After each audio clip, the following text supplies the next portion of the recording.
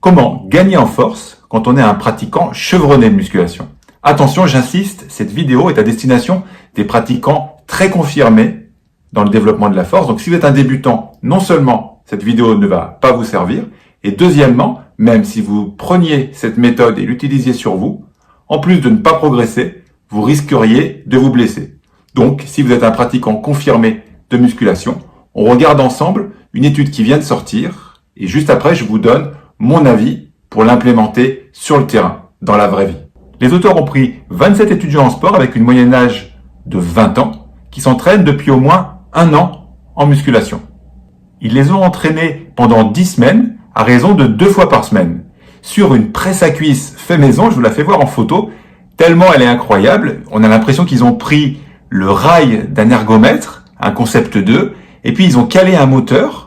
Bref, c'est une presse à cuisse horizontale unilatérale. Ils ont entraîné que la jambe dominante des sportifs sur un squat, sur une flexion de 90 degrés max d'angulation du genou. Et l'intérêt de cette étude, c'est qu'ils ont pu, grâce à cette bécane toute bricolée, changer la force exprimée sur les muscles du sportif entre la phase concentrique, la phase où on pousse la presse, et la phase excentrique, la phase où on freine. D'accord? Ils ont fait 2 groupes. Le premier groupe subissait une force excentrique, donc de freination, à 120% de ta force maximale en concentrique. Je m'explique.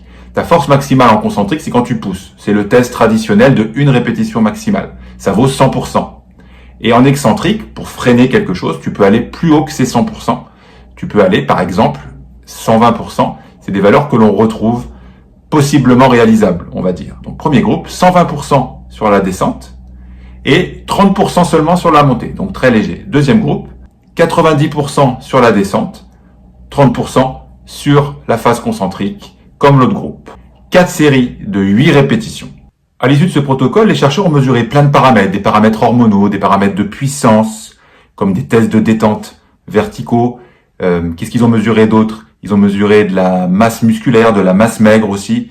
Bref, tout un tas de paramètres que je peux pas dévoiler dans leur intégralité ici, ça serait bien trop lourd. Donc je me focalise sur la force maximale suite aux 2 protocoles, l'un à 90% de 1 RM en excentrique, l'autre à 120% de 1 RM en excentrique. Et les progrès sur la force maximale sur une répétition maximale est significativement amélioré uniquement pour le groupe qui s'entraînait à 120% de 1 RM. Quelle est la limite de cette étude? Eh bien, c'est le matériel employé. Vous avez vu, c'est une presse à cuisse bricolée, fait maison par des chercheurs. C'est impossible de trouver cette machine sur le terrain qui peut spécifiquement différencier l'excentrique et le concentrique. Je crois qu'il y a des machines commerciales qui font des choses qui ressemblent. J'arrive pas à me rappeler et j'ai pas trouvé dans mes recherches le nom de ces fabricants-là. Des machines où tu peux toi-même moduler l'excentrique et le concentrique, qui sont pas des machines de chercheurs. Si vous retrouvez le nom de ce fabricant, mettez-le nous dans les commentaires, ça peut nous aider. En tout cas, c'est extrêmement rare, hein. On voit pas ça dans les salles de musculation traditionnelles. Donc, vous allez me dire pourquoi je parle de cette méthode si on peut pas le faire sur le terrain. Parce que je vais vous présenter une méthode que j'ai utilisée avec certains de mes meilleurs athlètes aux Jeux Olympiques. Je vous en parle juste après. Mais avant, je voulais bien sûr vous parler de cette limite. C'est lié au matériel et lié au protocole utilisé qui empêche tous les débutants d'utiliser cette méthode. Qui les empêche pourquoi? Parce que c'est à la fois inutile pour un débutant et très risqué. Donc, vraiment une méthode à donner aux sportifs de haut niveau dans le développement de la force. La méthode alternative que je vous propose, c'est la méthode de l'excentrique accentué en utilisant des crochets. Comme vous le voyez sur cette vidéo, tournée quelques mois, je crois, de mémoire avant les Jeux Olympiques de Pékin, les Jeux Olympiques d'hiver, où j'avais un athlète sélectionné, Merlin Surget. Vous voyez cette vidéo. D'ailleurs, je crois que Merlin regarde souvent mes vidéos YouTube. Merlin, si tu es là, je te fais un bisou. Et surtout, regardez bien la vidéo de Merlin. Qu'est-ce qu'il fait? Il a 2 crochets de la marque Watson. J'ai pas de lien d'intérêt avec eux, mais c'est à mon avis des crochets de grande stabilité au moment où il touche le sol, donc je les conseille. Donc Merlin, il a des crochets de chaque côté de son front squat, de son squat devant. Ces crochets-là lui permettent quoi? Lui permettent de surcharger la première phase excentrique de la première répétition. Dans la méthode que j'utilise, la phase excentrique de la première répétition dure 5 secondes. Le crochet plus les poids en fonte donne une charge équivalent à 100% de une répétition maximale. Donc je déconseille ce qu'ils ont fait dans l'étude, de monter à plus de 100% de 1RM, 120%. Je le déconseille. Moi, j'ai jamais dépassé 100%. Pourquoi? Parce que pour le membre inférieur, quand on est en préparation physique, on utilise des squats, par exemple, barre libre, dépasser 100% de 1RM, quand il faut stabiliser la barre, n'oubliez pas que dans l'étude, c'est une machine, c'est une presse, donc il n'y a rien à stabiliser.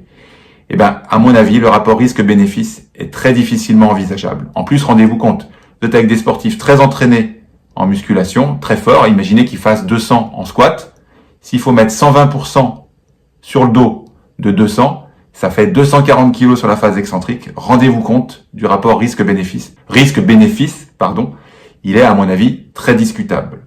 Donc c'est pour ça que je conseille cette version-là. Je redonne le protocole que je fais. Prenez de la liberté pour l'individualiser avec vos sportifs. 4 séries de 4 répétitions. Les crochets donnent 100% de 1RM sur la première phase excentrique qui dure 5 secondes. Et ensuite, comme vous le voyez, le sportif continue à 80% de 1RM. Récupération entre les séries, 3-4 minutes. Je déconseille l'emploi de cette méthode avant environ 3 ans de pratique de la musculation avec un niveau d'encadrement professionnel où ce sont des sportifs qui s'entraînent au moins 3 fois par semaine en musculation. En fait, il faut avoir un niveau technique irréprochable parce que comme vous êtes sur des charges très lourdes, il ne s'agit pas d'avoir une technique branlante. Dernier point de vigilance, si vous utilisez cette technique de crochet excentrique, mettez bien les crochets sur l'extrémité de la barre, sortez doucement parce que les crochets vont un peu tanguer comme ça. Attendez bien que les crochets se soient stabilisés avant de descendre.